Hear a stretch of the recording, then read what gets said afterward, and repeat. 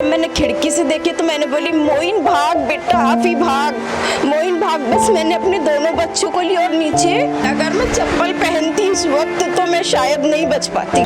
मंगलवार रात करीब 10:30 बज रहे थे और अचानक एक मकान के कुछ खिड़कियां और जो दरवाजे हैं अचानक हिलने लगे।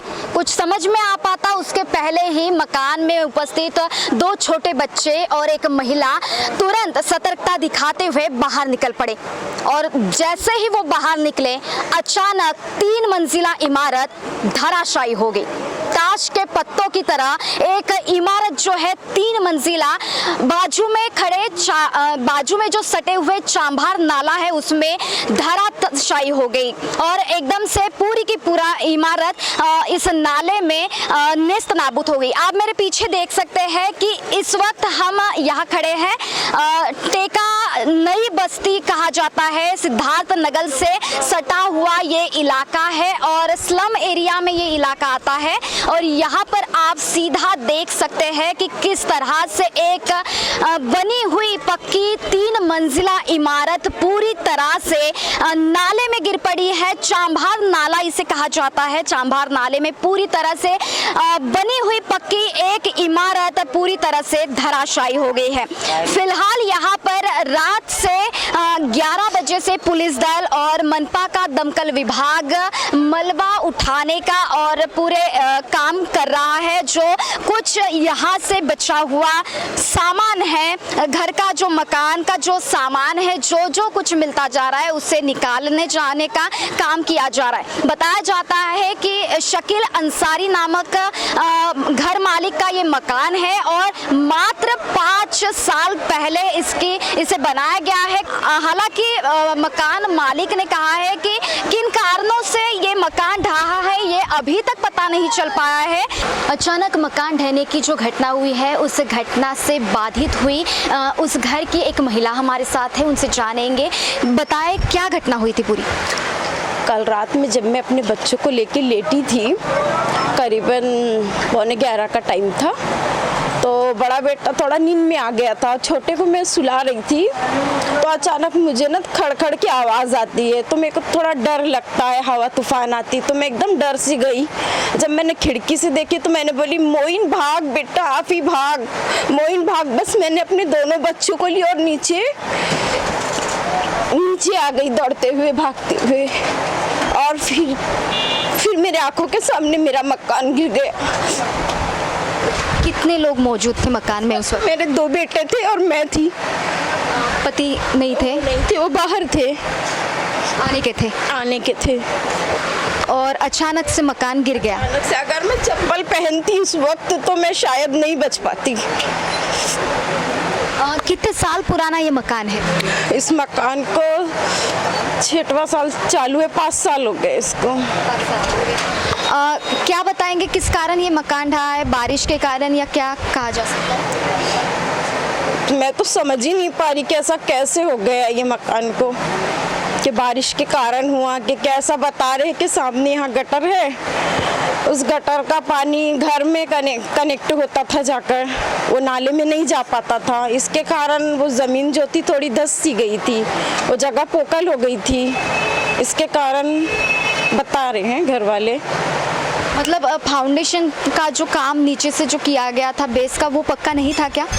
हमारे हिसाब से तो हमने बहुत अच्छा काम करवाए थे, ऐसा हमको उसमें नहीं लग रहा डाउट, लेकिन ऐसा बताया जा रहा है कि सामने जो गटर है उस गटर के कारण हमारे घर में पानी जाके रुकता था, लेकिन हमको ऐसा लगता नहीं था कि हमारे मकान को ऐसा हो जाएगा। ऐसा हमको लगता ही नहीं था, कहीं से फील ही नहीं हुआ आज तक का।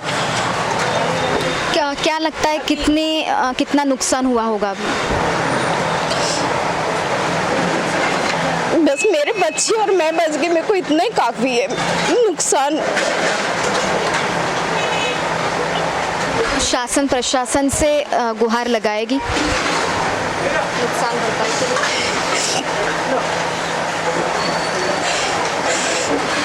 आप आपको बता दें कि एक आशियाना होता है लोगों का जिसमें लोग रहते हैं सेफ सुरक्षित रहने की, जहां पर उन्हें एक छत मिलता है, वो छत ही अगर गिर जाए तो इस तरह की परिस्थिति इन घर वालों पर आ गई है। और पीड़ित जो महिला भी यहाँ पर है उनका सिर्फ काफ़ी नुकसान हुआ है, लेकिन उनका ये कहना है कि नुकसान कितना ही क्यों ना हुआ हो, लेकिन सौभाग्य से उनकी जो बच्चे हैं और वो है जीवित हानि टल गई, ये उनके लिए सौभाग्य की बात वो कह रहे हैं।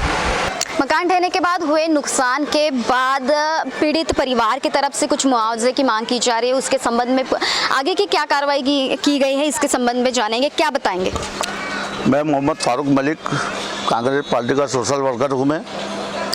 मैं जब देखा कि यहाँ पर मकान ढहा गया है 11 बजे, तो मैंने अधिकारी को फ़ोन करके अधिकारी से बात किया और जल्द से जल्द यानी मलबा हटाने के लिए कहा।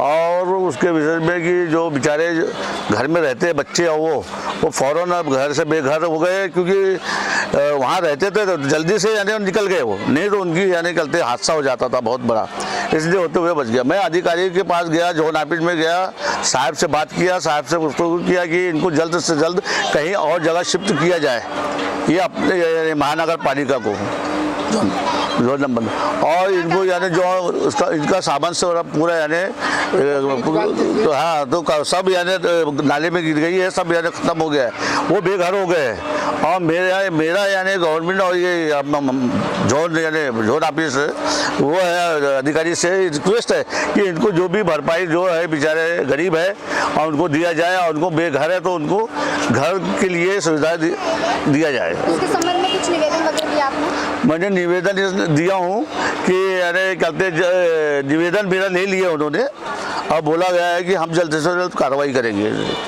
मुआवजे संबंधी आपको मुआवजे के लिए संबंधी कुछ कहा गया?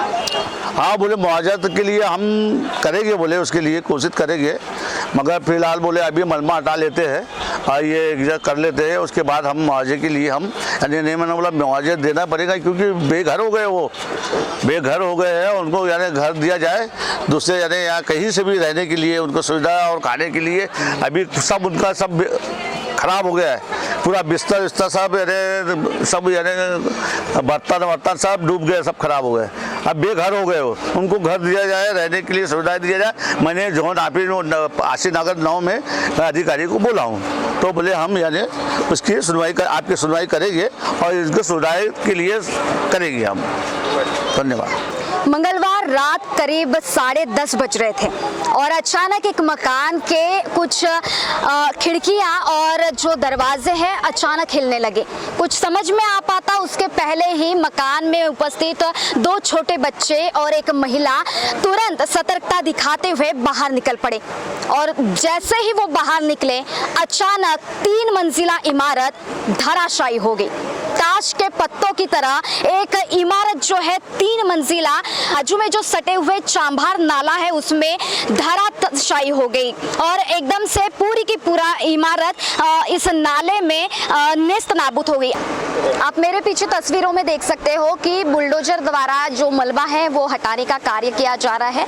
साथ ही मैं अपने कैमरा पर्सन से रिक्वेस्ट करूंगी कि जो घर बने हुए हैं इस नाले से सटे हुए उसको दिखाएं, ताकि आपको ये बता सके कि जो नाला है उसके समीप में जो सुरक्षा दीवार होनी चाहिए, उस सुरक्षा दीवार से बिल्कुल सटे हुए ये मकान बने हुए, शायद इसी के कारण ये पानी का जो जमाव होता है उससे वो ओलापन आकर ये जो मकान है वो काफ़ी क्षतिग्रस्त हो जाते होंगे।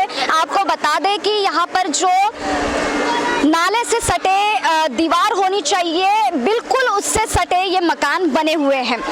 साथ ही साथ अभी इसके बाद इस घटना के बाद देखना होगा कि पीड़ित परिवार को मनपा प्रशासन कुछ मदद करती है या नहीं, उनका कुछ पुनर्वास किया जाता है या नहीं, ये देखना होगा। महाराष्ट्र टीवी 24 के लिए कैमरा पर्सन कुणाल पानुरकर के साथ आंचल लोखंडे, नागपुर।